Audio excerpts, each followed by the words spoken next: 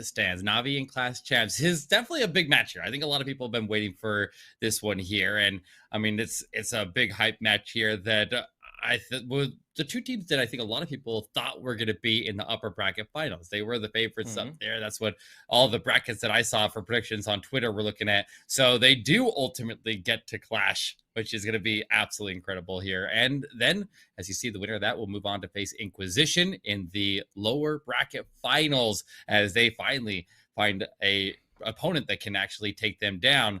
And then way up top there, I mean, Imperium Titans, that was a really, really, really strong performance. That was really impressive. But ladies and gentlemen, it is time to kick it off here. The lower bracket pre-finals fighting in an elimination match. It is Navi versus Clash Champs Gaku. Start us off here with some lightning to take out the far left side of the base. Set up the flame flicker as Tess is popping up there, but he has blue down front there, luring him out of the ground, and the Queen will dive in towards the Town Hall takedown, and he's gonna follow it up with a Lalo here. Yes, that is a very cool attack, very interesting to see. Using the lightning spells and then send in the flame flinger behind this is something we have rarely witnessed. Now the Queen, making her way into the Town Hall perfectly, uses the ability right after she takes out the single target Inferno, and since she has been unharmed due to that skeleton spell Gaku used, she will also be able to take out the ground targeting X1. Unfortunately, since he's coming in with the Lalo, she does not take on that air defense for now, and will be targeted by that balloon, but with the poison spell he should be able to keep the Queen alive, while King and Royal Champion are making their way into the scatter shot compartment on the right side.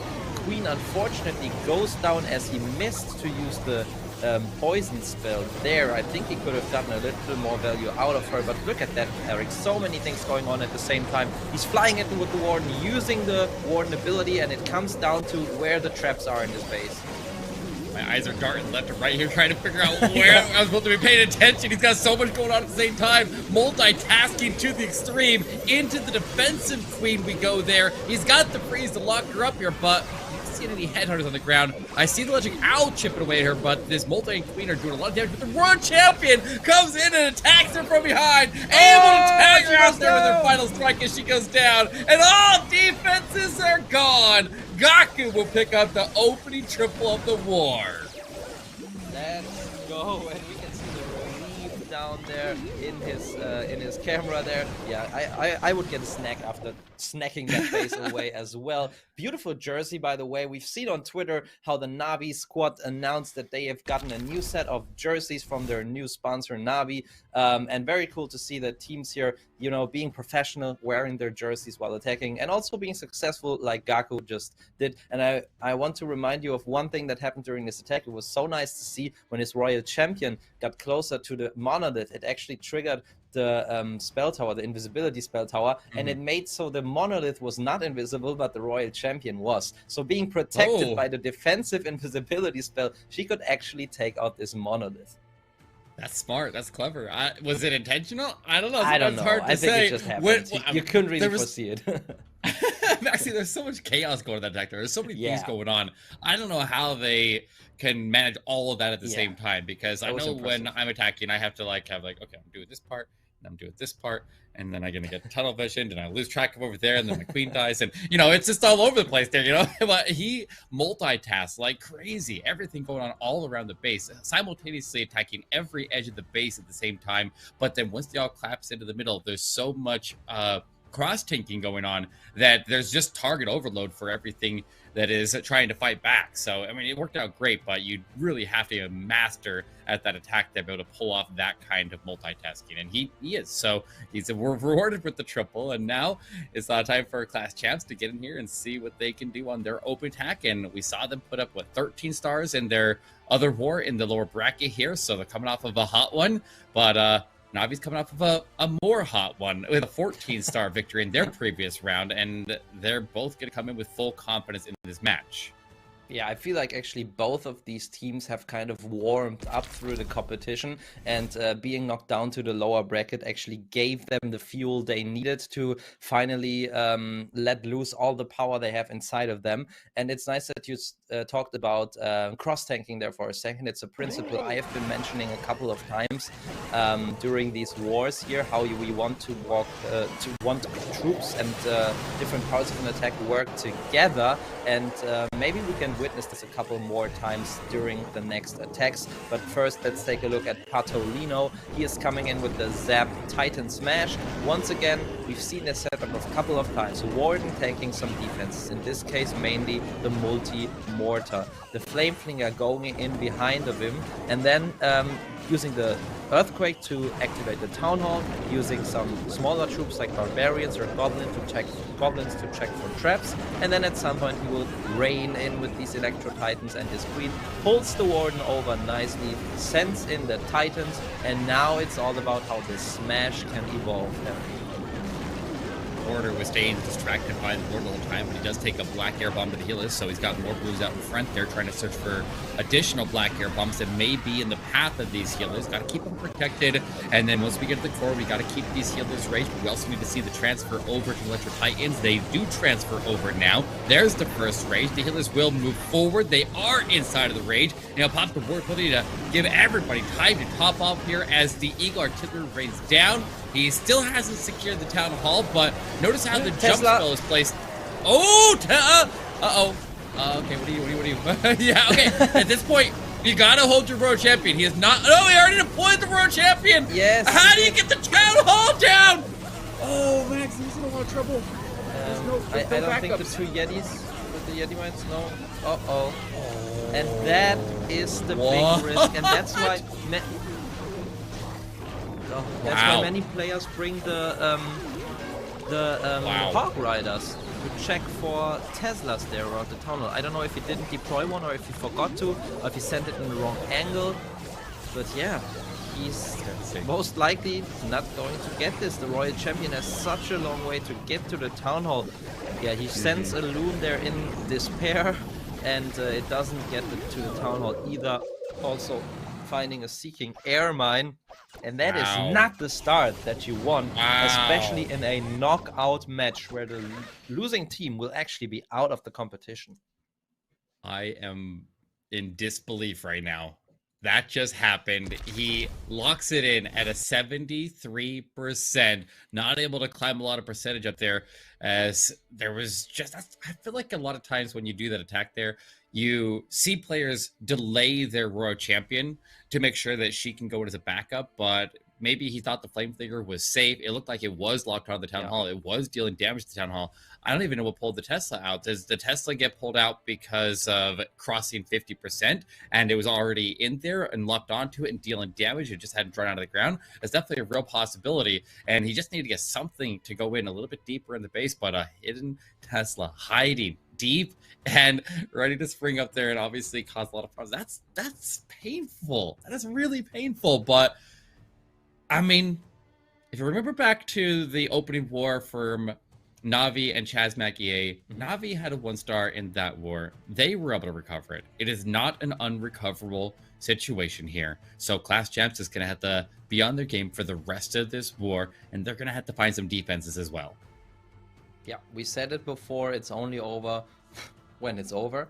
Sounds dumb, but it's actually quite smart, because your mindset should still be, I can win this, and not, oh no, we have a disadvantage. And same goes for the team that has the advantage. For now, this is Navi, and they should know that there's still a lot to lose. So still give it your all. And wow, just gets across this wall here. Stars coming in with another super archer blimp near the Town Hall, and he made the air defense there invisible to make sure his hound soaks up some of the mines there, and he actually caught 2 Seeking Air Mines, I think, with his hound, and the third one with the blimp. He needs to put these invisibility spells down in time. The Town Hall is take the Town Hall! Not down yet. Oh! And it doesn't go down! And we're just talking about no. how it's not over until it's over. Oh, wow. Well, on the bright side, there are no battle builders in the area there that survive. The 2 battle builders on the right and left of the town hall, you can see their little trap door going to the ground right there. Those are down, and that means the town hall damage will sustain, and you can go pick it up with something else later on, but you're not going to be able to get it in with balloons because balloons move too slow, and they would be taken out there before they can get in there unless he invested his only haste into it. So I feel like he kind of has to put the road champion into it, and the defensive king is still standing out there, which would intercept the road champion and make so that she gets no value outside of that. So the chances of this tripling at this point are slim to none, but we'll see how he manages it. But this is exactly the defense right away that Clash Champs needed to be able to have a chance to come back in this war.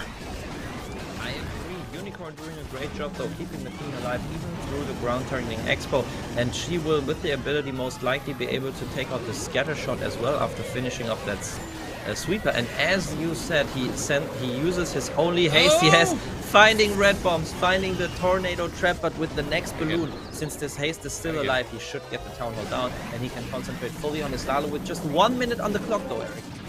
Okay, I mean, Town hall a minimal investment, but he's now going to be fighting the sweeper without a haste, and that is going to be very difficult to move through. He'll put in the headhunters under the board abilities. He charges into the rage tower area. Headhunters will cross through, watch for spring traps as they go after that defensive road champion. They lock on, they take her out. He freezes, and as an extra insurance plan, working to the Eagle Artillery, his road champion is still alive and underneath the balloons, and she's assisting. Down south here, he's got the multi-inferno that is going to melt a lot of balloons there with a sweeper knocking her back. Oh, man, what did he do for a haste right there, Maxi? He is so close actually, but the Royal Champion now being targeted by that ground bow. If the ground bow was gone, he could probably have, I mean, okay, the timer is low anyways, because this is actually a time fail with all of the balloons left and just the ground targeting expo. Insane, not gonna lie, that was insane from Stars the way he recovered from it, and he probably was on voice with his teammates and they told him, okay, the town hall is very low, just a drop damage of a couple of balloons will get it. Maybe he even said, okay, I'll start the heroes, you just tell me what to do. Sometimes it's better when someone who can concentrate, who doesn't have to concentrate on, you know, something going on the map, to just look at it and figure out the best way. Another option would have been to send the Royal Champion in a way that her bounce goes to the town hall. But then again, you don't want to waste her. You don't want the Royal Champion to then step right into the town hall poison. So there might have been an angle around the 8 o'clock, the 5 o'clock side of this base to use the ability right away. But I think the way he did it was probably the smartest way, just because of the success he had with it. Just the time fail after such an upsetting start of the attack was actually very impressive to me. Man, that sweeper did so much work against him. I mean, yeah, he definitely fought back as valiantly as he could on that one. But now we move into the response from Clash Champs. And if they can triple here, Leo can get it done with this Queen Charge Lalo, then they will climb back within 1 star of Navi. They got the defense they needed. Now they have to respond with the triple and level out this war. Get back in it immediately so they don't have to have that lingering over them later on. But the Queen will make her way in from the right side. Rocket Balloons go after the mortar up on the far left, while an archer takes the first and initial strike. A Valkyrie goes out in front of that Flame Flinger to make sure there's no traps right in front of her. No grass skill is in the area. And the Flame Flinger, now with that setup, a big investment of a lot of light troops there, but they all add up, and he will safely deliver that Flame Flinger in to go get the scatter shot down and potentially that multi-inferno as well. But at the same time, she tried to redirect her to go south there with that invisibility, but she chased after the defensive road champion instead. And I think she's okay here, though, Maxi. Yes, she is, but now she's stepping into a lot of firepower with this Monolith and 2 ground targeting expo on her. Also, this Unicorn is being targeted by the multi-inferno. It will go down, but the Queen will soon step out of range of the Monolith. There it goes. He will have to invest probably another rage spell to get the Town Hall, but then it should be secured. While the Flame Flinger is doing, I was just saying, great work up there. Unfortunately, now gets targeted by the ground targeting expo. And he has Yetis in there. Let's see if they can get any more value for him. But Queen has secured the Town Hall. King funneling on the outside. 1 minute 30 on the clock. And I think the Lalo is about to start here. The fire damage on the ground is going to end up killing the Expo. The Yeti might throw in. They take the multi down. He gets the Expo. Those Yetis actually end up clutching up there, Maxi. And now the heroes push their way into the middle as they collapse in that bottom corner into the defensive Queen, take her down. The Queen is still sitting next to the Monolith, but she had some distraction out in front of her for a minute, and I don't know how the healers ended up on that side of it. The Tornado Trap rips them all the way around, getting knocked around in that area, transferring all over the place there. But the Queen is trying to get right through the Monolith, but it goes invisible, and she'll be forced to ability. She'll chill out there for a minute, but I think she still got it. Over on the side there, here comes the Lalo with the ward ability, powering him through the traps and into the multi-inferno. He looks good here, Max. I think he's got it under control. He does. What a great attack. What a great Queen Charge. So much control. No wonder his name used to be Queen Charge Leo. And that was really, really beautiful. And I mean, it gets them 1 star closer to Navi. We said that it's not over until all of the attacks are done. And Clash Champs did have a 2-star disadvantage after the first attack. Now it's just a 1-star disadvantage. If they continue like that, no matter the percentage, they will finally even things out against Navi. So great job to Leo keeping his team alive. Absolutely. That's what it's all about. Just keep your head in the game here. You can get knocked down, but you get back up again, right? And we'll see if they can now continue to overcome this deficit that they've started with. I mean, it was a really strong start there for Navi, but they're a team that is very intimidating to let them get ahead of you. I feel like every time Navi gets a lead, they are very, very reluctant to give that lead up, and they just keep on swinging. They keep on putting even more pressure, and a lot of times they lengthen their lead. And to start off with a big lead like that is a big confidence boost for them, and it's definitely taking a little bit of pressure off of them. But you really can't let the pressure release at this point. You got to make sure that you keep on charging through, you keep your head in the game here, and you still give every single attack the best opportunity to go through, because you never know. Clash Champs is going to be rearing back, and they've already started their charge. But here we go, moving in. Speaking of charges, Bernal going to be sending a Queen charge against another box base here. Selenio on defense. Flameslinger starts down south, and he'll funnel out on the far right side. And there we go, the Queen with a wall breaker. Notice that wall breaker. The walls were open right there, so he couldn't actually get the wall breaker to target the walls.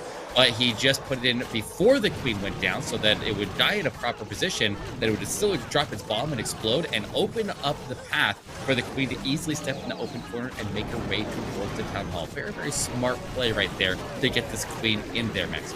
Yeah, exactly. That is always very, very nice to see. And now he has to deal with a lot of things happening at the same time, though. Build is repairing, Queen being poisoned, and the double X bow, but he's dealing great with it, with the freeze covering also the 2 builders, so negating the repairing of the town hall. But look at this. 3 X-bows now on the Queen, but he's keeping her alive. And the left X-bow being tanked for is actually very important, because this way the Flame Flinger can keep on going without being harmed. Now another 3 X-bows, and this charge is just so tough, you know, but the way he's keeping his Queen alive and doing other things, like sending in the heroes on the other side at the same time, is really impressive. Oh, it is. Every time you see this guy multitasking like this, it's insane. But he does put in a wall breaker, gets caught in the tornado trap. He's attempting again another wall breaker. It gets caught in the tornado trap for another moment, but it does arrive in the middle base there, and that gives him access into the artillery and the multi-inferno right there. And if he could get that rage tower to pre-trigger, that'd be even better. If the Queen could have that thing go up and make so that the ward ability can cover him on the approach a little bit easier. I mean, it's not triggered right there. It triggers now as the ward ability is running out of time up there, but it still has a freeze on standby. And look at the Yetis down south coming out of the flame theater. They're gonna take the scatter shot, but what does he do with this right side multi? He's got it. The Roar Champion's right there. He's got it. He's celebrating. Let's go, Bernal! Pick it up. another triple for Navi. I think he was at a point where he didn't even believe it himself anymore, but then he realized, oh no, I've got so many little troops like minions and lava pups tanking the monolith. I've got my warden following the royal champion, and sometimes it just all worked together. It all worked out, and that is the next 3-star for Navi, and that puts a lot of pressure onto Clash Champs because now they need a 3-star to just keep a disadvantage of 1 star. So they cannot even gain something from it. It just keep the status quo. And that is a really, really tough position. But still, they need to focus. They just need to do what they do best. Play the plan exactly as they planned it out. And just hope for Navi to slip up. Oh, and I love to see the player cameras there. You see the instant relief. You see like a weight coming off of his shoulders as he realizes that he's able to make it through. After the celebration, it's just like celebrate and then whew, take a breather out of that one. That'll get your heart rate up. I mean, that's so much. You got to put yourself in the mind of the attacker there. Like this is a huge amount of pressure, and like you think about when you're attacking in your own wars at home. And you get that tunnel vision, and you start to, it's hard to keep track of everything, and you like imagine that feeling, but then ramped up 10 times, and then put a qualification to the World Championship on top of that, with literally thousands and thousands of people watching. That is an insane amount of pressure that these guys are playing under right now. And so when you see that relief, when you see them be able to take the weight off of their shoulders and step away with a triple, you know that feels good. But here we go. Loop Zera will be sending in our next one, breaking out a little bit of lightning, a lot of skeleton spells, and he's got Inferno Dragons for this one. He sure does. And like these types of attacks are always, how to say, like very entertaining in a way, as they are exciting from the first to the last second, because you just don't know how these Inferno Dragons will develop through the base. You know, it always works like that. You funnel a bit, you send in the warden with the Inferno Dragons, and then it really depends on the traps and on if the player plans the attack well. So he needs to get on the skelly traps, which he does perfectly. Now he needs these Inferno Dragons to take out the enemy heroes quickly, so many of them survive and they can get through some of these key defenses like the scatter shots on the monolith. But so far, Eric, I think he's doing great. So many Inferno Dragons still alive, sending the blimp through, also soaking up a black mine so he can get the town hall down, and this is looking strong.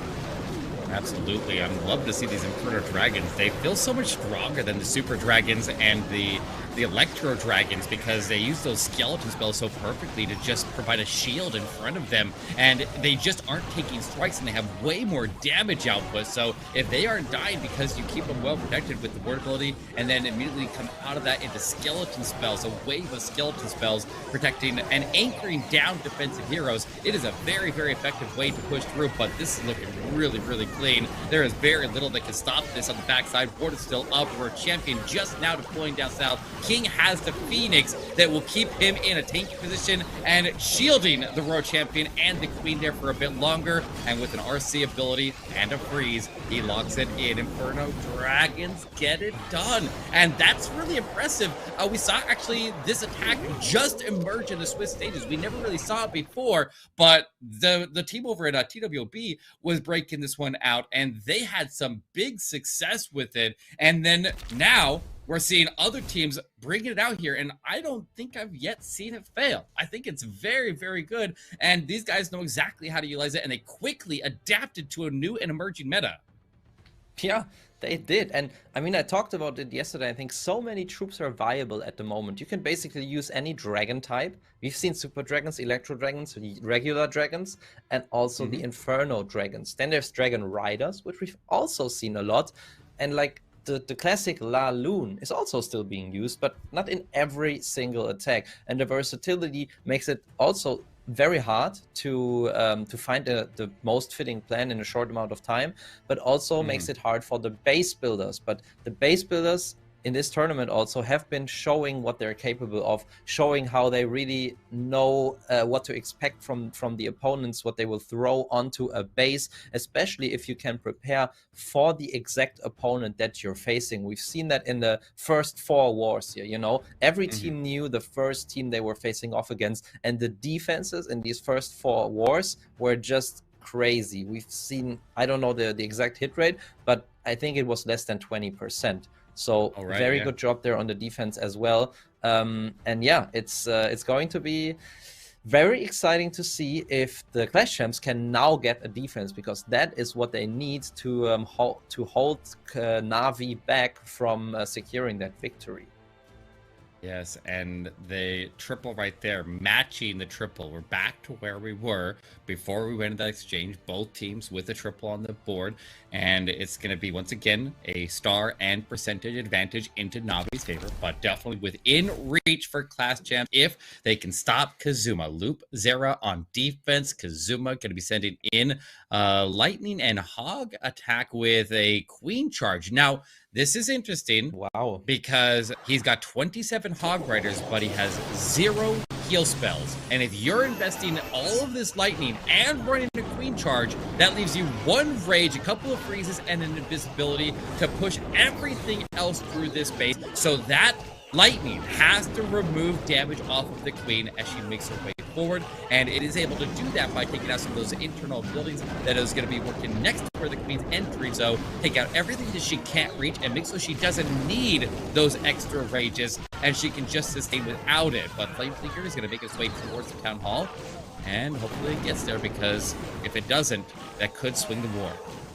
Yeah, we've seen it, in fact, in the first 1-star for Clash Champs, where the Flameflinger was supposed to get the Town Hall, did not, because of a Tesla that popped. So let's see if Kazuma now reacts. Yes, he does. Perfect timing there on this Hog Rider to check for traps, to check for Teslas. Also, he triggers that Inferno Rage Tower, Rage Spell Tower.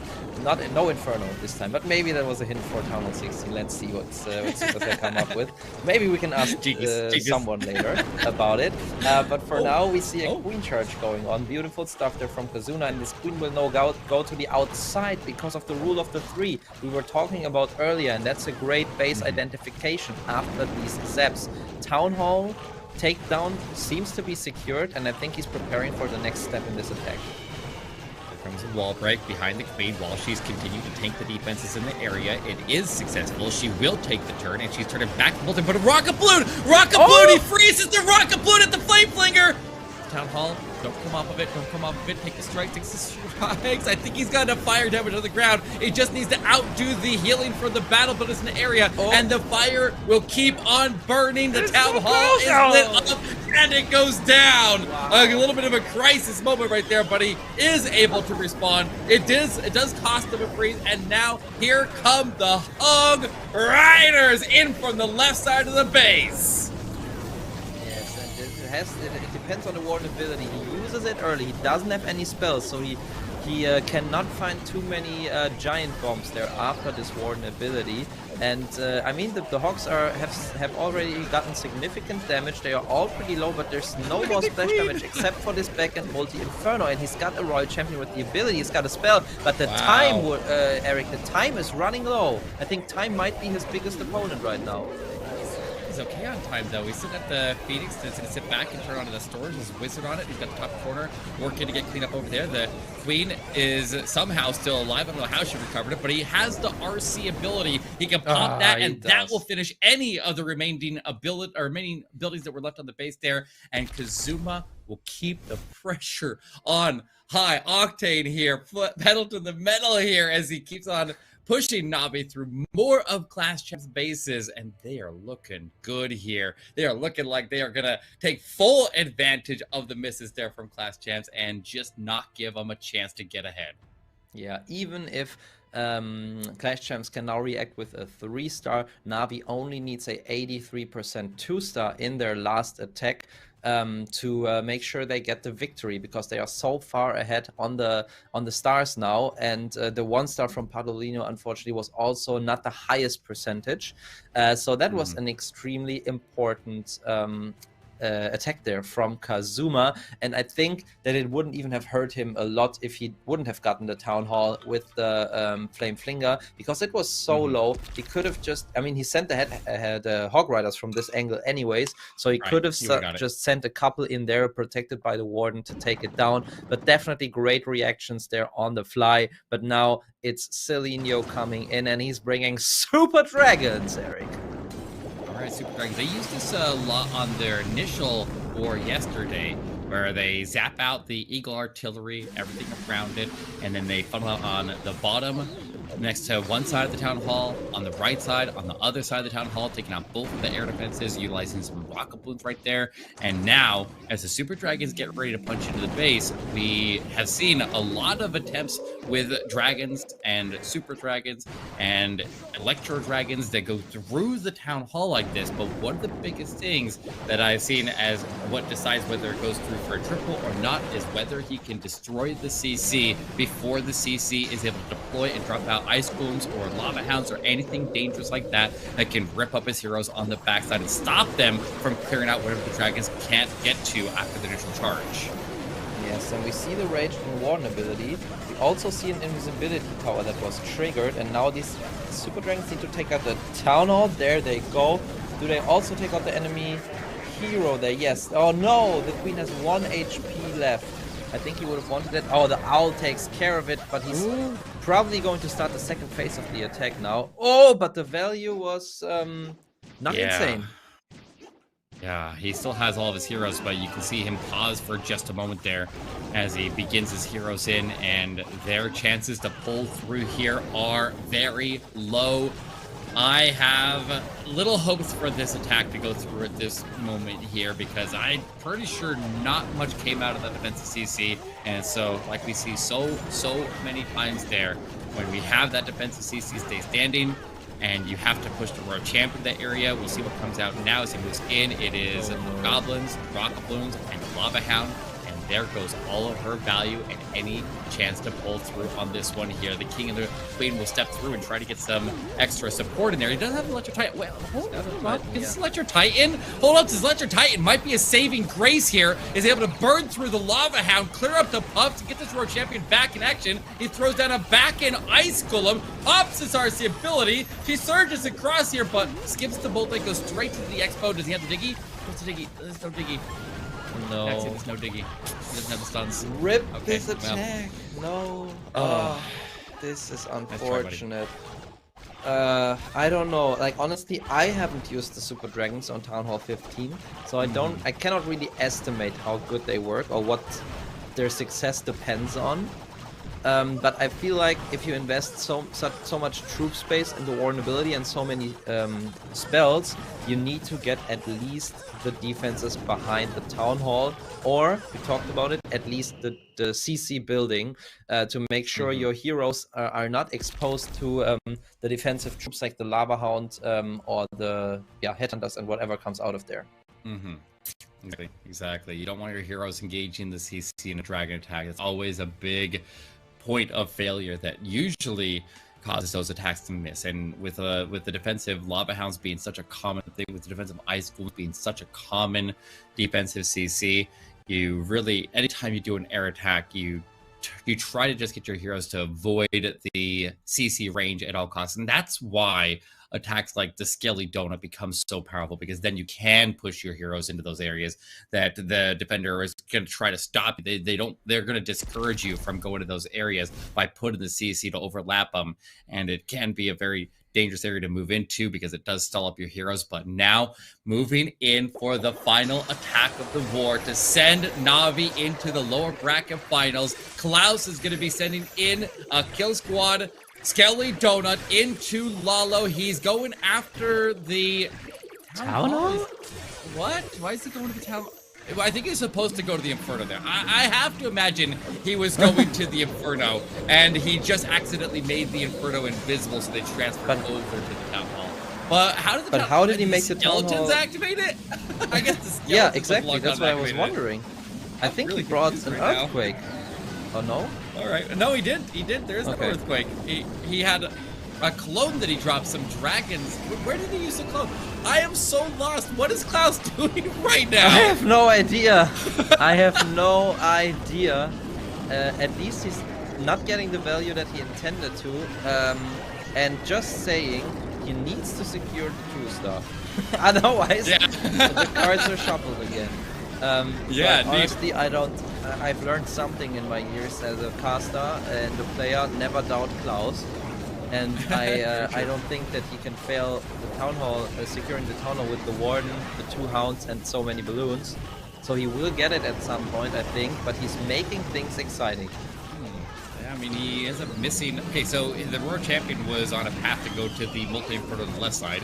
The Skelly Donut was supposed to take out the Inferno on the right side. The Queen misses this catch, and this is not going his way at all, it feels like right now. I feel like he should be 3 major defenses less than he has right now, but he has the only freezes that he has in his arsenal. He's used them already. Luckily, there's no spell towers that'll make this town hall invisible. Just some poison down, lock in the town hall, and there we go. Every balloon on it will split away, and that will be enough. It's not a triple, but at least it is a 2-star, and that sends Navi over Clash Champs, as Clash Champs will get eliminated, and Navi will move on to face Inquisition in the lower bracket finals. Now, 2 rounds away from a golden ticket to the Clash of Clans World Championship. So they made it this far, but their path is far from over here. Yeah, it is what Navi needed there from Klaus, actually. They needed the 2-star to secure the victory, and he delivered. So that made sure that they stay in the competition, and you don't have to ask for anything more. He looks a little disappointed because he knows he's usually a guy that can 3-star any base, but no one in his team will care. You know, it's about survival if you're in the lower bracket, and he just made this made his team survive. Also, I have a little teaser there for you guys at home. If maybe you want to win something later on today, make sure you have your account hashtag from your Clash of Clans account at hand. Maybe you will need it a little later today. But yeah, finish there from Cloud. 95% still. After things didn't go his way, a lot of things actually. Neither. Oh, look at this. We have a new tweet, Eric. What Darian? Says watch some pro level clashing at the first golden ticket winner secures their spot for the 2023 Clash Worlds finals. As a reminder, I'll be popping in to answer some questions from the community during the stream too, and maybe you should have that your base tag there on standby just in case. You know what I'm saying? I think Maxi's onto something there. Well, let's get ready to dive into the final attack here for Clash Champs as they close out their season. No possible way to recover the war at this point, but they can finish strong here in 4th place. And we'll see how far he can make it through this base here, and hopefully he can close it out with a triple. Yeah, and also when we have Darian over, we might ask him about the Inferno Rage Tower that we were talking about earlier. Yeah. But now I think let's that's see. kind of a poison tower, right? Yeah. Maybe, Now I don't know. let's see what P. Castro can do here with the charge being started on the bottom side. Oh, nice job there. Finding 2 Seeking Air Mines with the Coco Loons already. So that saves 2 of his healers there. And even though his team will not make it to the next round, I think he will try to go out with a good attack here and to show another time what they got. Since we know that they are a very talented squad, and this is definitely not the last thing we will see from them here now. Big damage raining onto this queen. Double rocket balloons. Can she survive? I don't see anything, Eric. She's alive. I see her tail sticking out there. I see that little snake tail sticking out there. She survives, and she will emerge when the dust settles and quickly power through the defensive lava pups there. And now, I think she needs to take a turn off to the right here, ideally, because it's still a likely to go to the town hall. Or does he?